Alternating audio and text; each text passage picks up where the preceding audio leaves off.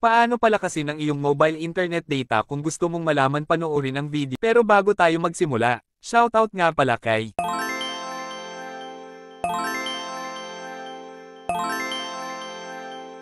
open ang iyong phone setting.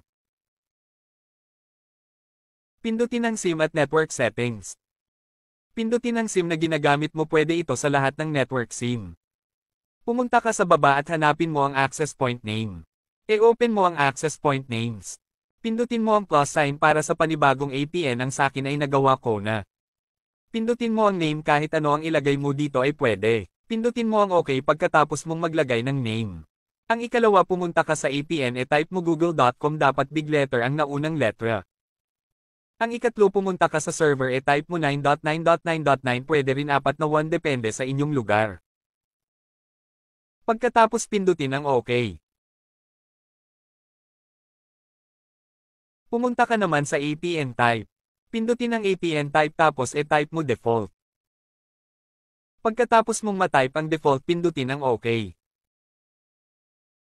Ang panghuli ay ang bearer, pindutin ang bearer. Dapat naka-check ang unspecified sa bearer, pwede nyo rin check ang LTE kung may LTE sa inyong lugar at iyong cellphone. Pindutin ang tatlong padlock sa taas tapos save. Disclaimer lang guys, depende pa rin ito sa iyong location.